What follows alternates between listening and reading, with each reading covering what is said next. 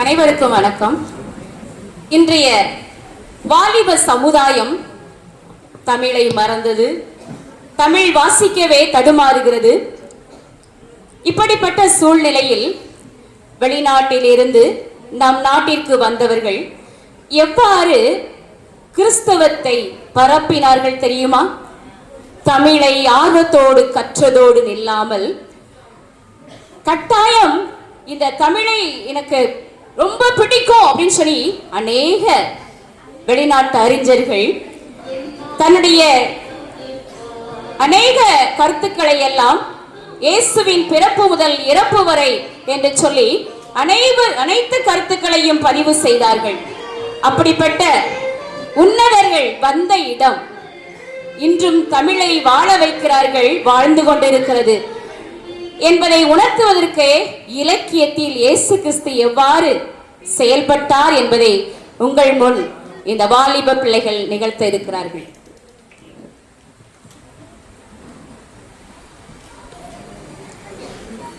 தமிழில் கிறிஸ்தவ இலக்கியங்கள் அதிகம் வளர்ந்துள்ளன. இயேசு கிறிஸ்துதான் மெய்யான தெய்வன் என்பதை பரிசுத்த வேதாகமம் தெளிவாக கூறியுள்ளது. ஆதி காலத்தில் தமிழர்கள் வேறு தேவர்களை தான் வழிபட்டார்கள். புலவர்கள் பாடியனையெல்லாம் வேறு தேவர்களுக்கானது என்று சொல்லிக் கொண்டார்கள். ஆனால் அப்படி அல்ல. அந்த காலத்திலேயே இயேசு கிறிஸ்துதான் மெய்யான தேவன் என்பதை பல புலவர்கள் இயேசு கிறிஸ்துவை குறித்து எழுதியிருக்கிறதை தான் நான் இன்று பேச வந்துள்ளேன். இயேசு கிறிஸ்துதான் பாவிகளை ரட்சிக்க வந்த மெய்யான தேவன் என்று பல இலக்கியங்களையே புலவர்கள் கூறியுள்ளார்கள். அதில் முதலாவதாக வள்ளலார் வாடிய பயிர்களை கண்டு மனமுடைகிறேன் என்றார். அப்படிப்பட்டவர் இயேசு கிறிஸ்துவை பற்றி வித்தாகி முளையாகி விளைவதாகி விளைவிக்கும் பொருளாகி மேலாகி கொத்தாகி பயனாகி கொள்வோனாகி சதா நேரிலும் எவ்வுயிருக்கும் சாட்சியாகி முத்தாகி மாணிக்கமாகி தெய்வ முழு வைர தனி முத்தாகி முளைத்த தேவா என்று இயேசு கிறிஸ்துவை பிறப்பினை தெரிவித்துள்ளார். இதில் இரண்டாவதாக மற்றொரு புலவர் இயேசு கிறிஸ்துவின் பிறப்பை பற்றி கூறியுள்ளார் தனி பாடல் திரட்டு மூலமாக. விண்ணை நின்று வினக்கீடாய் மெய்கொண்டு கண்ணின்று காட்சி கடும் பரிதானே. விண்ணை விட்டு மண்ணுலகத்தையே ரட்சித்து காக்கும்படியாக தன்னையே பலியாக ஒப்பு கொடுத்த தேவன் மண்ணுலகத்துக்காக தன்னை ஒப்பு கொடுத்து மற்ற ஜனங்களின் ஆனந்தத்திற்காக கொடுத்த கடவுளின் அன்பு. இவ்வளவு அருமையான வார்த்தை இவர்கள் வேறு சமயத்தை சார்ந்தவர்கள் கூறியிருக்கிறார்கள். ஆனால் அவர்களுக்கும் வெளிப்படுத்தியது தீர்க்க தரிசனம். கடைசியாக இயேசு கிறிஸ்துவை குறித்து திருமூலர் பாடியது பிறப்பிலே பிஞ்சகன் பேரருளான் இறப்பிலே யாவருக்கும் இன்பம் வருளும் துறப்பிலி நம்மை தொழுவின் தொழுதலார் பிறப்பிலி மாயா விருதும் ஆனே. பிறக்கும் போதே இவர் இறைவனாகவே பிறந்தார். இவர் பிறப்பிலே பேரருள் பெற்றவராய் இருந்தார். இறப்பின் மூலமாகவும் ரட்சிப்பாகிய பேரின்பத்தை இவ்வுலகத்துக்கு அருளினார். தம்மையே தியாகமாக ஒப்பு கொடுத்த அவரே தொழுது கொள்ளப்படத்தக்கவர் ஆவார். குருவயம் தன்னில் குருவாய் உதித்து கோடு ஆயுதத்தால் கொடுகினை களைத்தே. சிலுவையில் இரத்தம் சிந்திய இயேசு மாத்திரம்தான் இவ்வுலகத்துக்கு மெய்யான தேவன். இவ்வளவு அன்பு கொண்ட தெய்வத்தை நாம் எப்படி பறைசாற்ற வேண்டும்? இந்த சமயத்தில் மௌனமாய் இருந்தால் ரட்சிப்பும் சகாயமும் யாரிடத்திலிருந்து வரும்? ஆகையால் நாம் எல்லாரும் எஸ்தர் ராணியை போல் எழுவோமா? இறைவனுடைய நாமத்தை பறைசாற்றுவோம் என்று கூறி விடைபெறுகிறேன். நன்றி.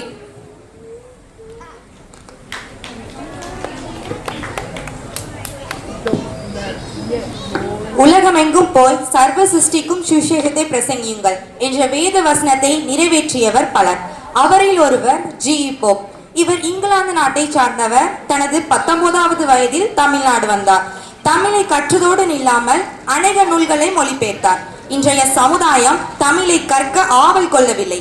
இயேசுவின் அன்பை பிறருக்கு உணர்த்த நேரம் போதவில்லை. ஆனால் தன் வாலிப வயதிலே தமிழை கற்றதோடு பல தமிழ் நூலை மொழிபெயர்த்தார். யான் பெற்ற இன்பம் பெருக இவ்வையகம் என்பதற்கேற்ப பாடுபட்டவர். இவரை போன்று கிறிஸ்தவ சேவை புரிவோமா? சிந்திப்போம், செயல்படுவோம். சீகன் பால்க ஐயர் ஜெர்மன் நாட்டை சேர்ந்தவர். இந்தியாவின் தரங்கம்பாடியில் சமய பணி செய்தவர். முதல் அச்சுக்கூடத்தை நிறுவி முதலில் அச்சேறிய இந்திய மொழி தமிழ் என்பதையும் முதலாக அச்சரிக்கப்பட்ட நூல் தம்பிரான் வணக்கம் என்றதையும் முதலாக தமிழில் பைபிளை மொழிபெயர்த்தவர் என்ற பட்டத்தையும் வழங்கப்பட்டார். தீராத தாகம், தனியாத ஆத்ம தாகம் கொண்டு பைபிளை அனைவரும் வாசிக்க வேண்டும், அதன்படி நடக்க வேண்டும், மெய்யான தெய்வத்தை நம் மக்கள் வணங்க வேண்டும் என்ற உயரிய நோக்கம் கொண்டவரே சீகன் பால்க ஐயர். வேதத்தை நேசிக்கும்படிக்கு மிகுந்த சமாதானம் உண்டு என்ற வசனத்தின்படி நாம் வாழ்வோம், வேதத்தை நேசிப்போம்.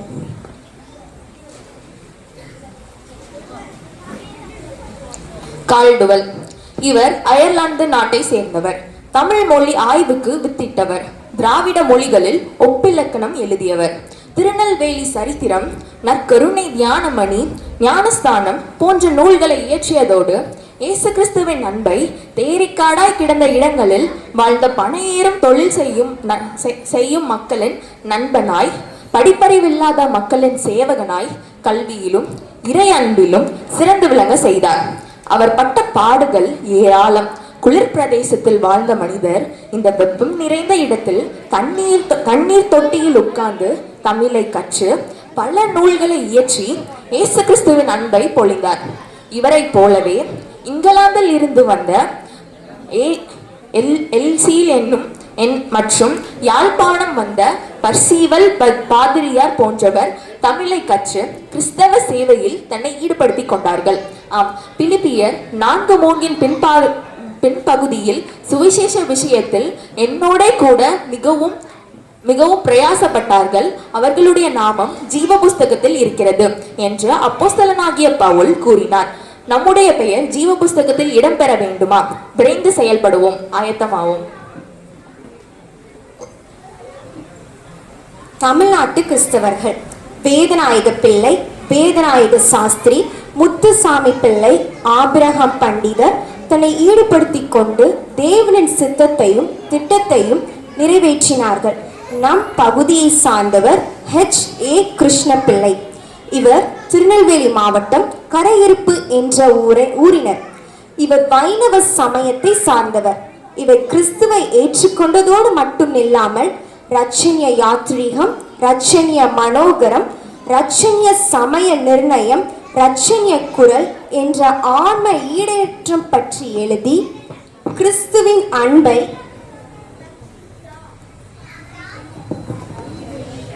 நெஞ்சுருக பாடி தெய்வத்திற்கு பாமாலை சூடி மகிழ்ந்தவர். இயேசுவின் பிறப்பு முதல் இறப்பு வரை உள்ளம் உருகி பாடி பரவசம் கொண்டவர்.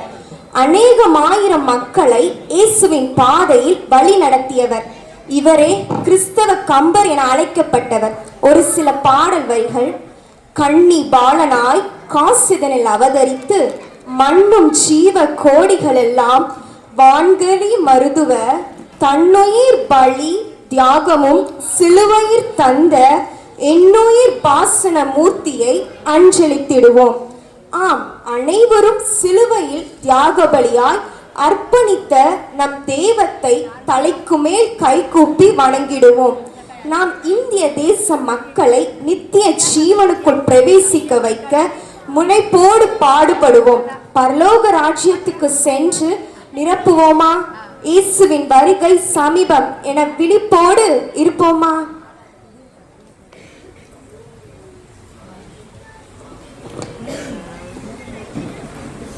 இலக்கியத்தில் இயேசு கிறிஸ்து.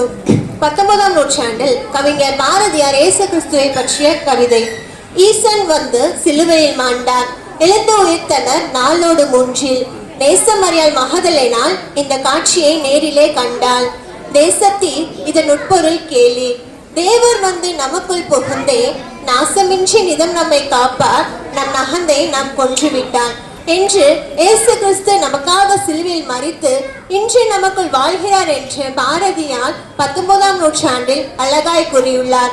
அது மட்டுமல்லாமல் இயேசு கிறிஸ்துவின் பிறப்பை குறித்து கவியரசு கண்ணதாசன் பாடிய பாடல் விதமாவது: தங்கள் நகரில் தங்கிட வந்த சூசையப்பரும் துணை மரியாளும் சத்திரங்களிலும் ஜனத்திரள் வலிய, அதனால் மரியாள் ஆணிரை தொழுவத்தில் வைக்கோல் பரப்பி வந்து தங்கினாள். பிள்ளை பெற்றெடுக்கும் பேறு காலத்தை வானில் தோன்றிய தூதன் அறிவிக்க ஆயர் மக்களை அழைத்தனர் அங்கே. ஆயர் மக்களே, ஆயர் மக்களே, அருள்மொழி வல்ல திரு அவதாரன், பாவங்களை நீக்கும் தேவகுமாரன் ஆணிரை தொழுவில் அவதரித்துள்ளார். கண்களால் கழித்தனர் இந்த காட்சியை. இவ்வாறு கண்ணதாசன் இயேசு காவியத்தில் இயேசுவின் பிறப்பை பற்றி மகிழ்வோடு எழுதியுள்ளார். புறஜாதிகளும் இயேசுவின் பிறப்பை பறைசாற்றியுள்ளனர். நீங்களும் இயேசுவின் பிறப்பை பறைசாற்ற ஆயத்தமா? இலக்கியத்தில் இயேசு கிறிஸ்து பிறப்பில் அக்கால கவிஞர்கள் முதல் இக்கால கவிஞர்கள் வரை எண்ணற்ற செயல்களை பணிபுரிந்துள்ளனர்.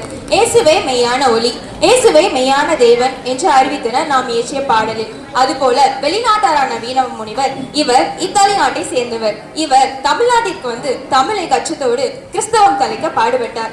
இவர் இயற்றிய தேபாவன் என்றும் நூலில் இயேசுவின் வல்லமையை வெளிப்படுத்தினார். அதில் சில வரிகள்: கோலியாத் தாவீதை பார்த்து போர்க்களத்தில் பேசின வீரமொழி. நீயடா இது நிற்பதோ மதப்போலி கரிமேல் நாயடா வினை நடத்திடுமோ என்று கோலியாத் தன்னை மதம் பிடித்த யானை என்றும் தாவீதை நாய் போன்ற சிறியவன் என்றும் வாயை பிளந்து பெருமூச்சு விட்டாலே இந்த உலகத்து அப்பாலே போய் விழுவாயடா என்று கேலி செய்தான். தாவீதின் முறை சொல்வாரு, கோலியாத் வந்து அந்த ஒரு சின்ன இன்சிடென்ட் தான். அது வந்து ஒரு பெரிய ஒரு மதப்பொழி கறி அப்படின்னா யானை. அவர் என்னென்ன பேசுவாரு, இஸ்ராயல் தேவனாகிய நம் கர்த்தரை நிந்திப்பாரு. அந்த இடத்துல தாவீதன் சொல்வாரு, இஸ்ரவேலை மட்டும் நிந்தித்தால் நான் சும்மா இருப்பேன், ஆனால் இஸ்ரவேலின் தேவனாகிய கர்த்தரை நிந்திக்கிறதுக்கு இவன் யார் அப்படின்னு சொல்லிட்டு ஒரு அழகான ஒரு பாடல் வரிய சொல்வாங்க. வெல்வை வேல் செய்யும் மெடலதுன் மெடலடா நானோ, எல்வையா தரையேற்று எதிரிலா திறக்கடவுள், வல்கையோடுனை மாய்த்தூடல் புட்கையிறையாக ஒல் செய்வேனா உடைகவன் சுழற்றினன் இளையோ நடுவர். இது உங்களுக்கு புரியாதுதா? இப்ப சொல்றேன் பாருங்க. வெல்வை வேல் செய்யும் அப்படின்னா என்ன அர்த்தம்னா, நீ கோலியாத்தை பார்த்து சொல்றாரு, ஏடா நீ எப்படி வந்திருக்க தெரியுமா, உன்னுடைய பலம் எல்லாமே வேலு வில்லு அம்பு வாழு அப்படின்னு சொல்லிதான் வந்திருக்க, அந்த வலிமை. ஆனால் நானோ எல்வையா அப்படின்னா தக்க சமயத்தில் உதவி புரிகின்ற கடவுளின் ஆற்றலோடு நான் இந்த இடத்துல வந்து நிக்கிறேன்ப்பா, நீ என்னையோடு போரிடப்பா. என்னை பார்த்தா நரி போல உனக்கு தெரியுதா இல்ல நாய் போல தெரிகிறதா? நான் யாருடைய பலத்துல வந்து நிக்கிறேன் தெரியுமா? இயேசுவோட பலத்துல, அதாவது கர்த்தருடைய பலத்துல வந்து நிக்கிறேன் அப்படின்னு சொல்லும் போது தாவீதன் என்ன செய்யறாரு, கண் இமைக்கும் நேரத்தில் தன்னுடைய இடையில் இருக்கிற அந்த உடை கவனை எடுக்கிறாரு, கல்லை எடுக்கிறாரு, சுழற்றி எறிகிறாரு. கண் இமைக்கும் நேரத்தில் அவன் என்ன செய்யறான், மூங்குப்புற விழுந்து நெற்றியில பட்டவனன். அப்போ சொல்றாரு, எவன் ஒருவன் என் தெய்வத்தை நிந்தனை செய்வானோ அவனுக்கு இன்னபடியே நேரிடும் என்று சொல்லி அவனுடைய உடைவாளை உருவியே அவன் தலையை கொய்து இஸ்ரவேல் மக்களுக்கு முன்பதாக எடுத்து காட்டுகிறார். அதுல பாருங்க, வெற்று உடல் வலிமை கொண்டவனுக்கு அஞ்சுவதா, தெய்வத்தின் வல்லமையை வலிமையாக கொண்டு நானே அவனை வெல்வேன் என்று சூள் உரைத்து வெற்றியோடு திரும்பினான். ஆம், நமக்கு இது கர்த்தர் ஒரு ஆணித்தரமான நம்பிக்கையை நம்ம உள்ளத்துல கொடுக்கிறதுக்கு உள்ள பாடல். இந்த தேம்பாவணி பாடல்ல அவ்வளவு அருமையாக வீரமாமுனிவர் என்ன செய்வார்னா, தன்னுடைய பெயரை கூட, அவர்களுடைய இயற்பெயர் என்ன அப்படின்னா கான்ஸ்டன்ட் ஜோசப் பிஸ்கி, ஆனால் அவர் தன்னை தைரியநாதன் என்று மாற்றிக்கொண்டார். அந்த அளவு ஒரு வீரத்தில் சிறந்தவர்.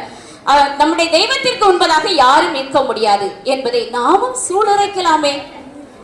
நாமும் இந்த மனிதர்களை போல விரைந்து செயல்படுவோம். அந்நிய தேசத்தில் இருந்து வந்தாலும் தமிழை கற்றதோடு நில்லாமல் அதை எவ்வளவு ஊக்கமாக அநேக நூல்களை இயற்றி மக்களுக்கு எப்படியாயினும் சேவை செய்ய வேண்டும் என்று சொல்லி வெளிநாட்டு அறிஞர்கள் ஜி.யு. போப், கால்டுவெல், இப்படி சொல்லிக்கொண்டே போகலாம்.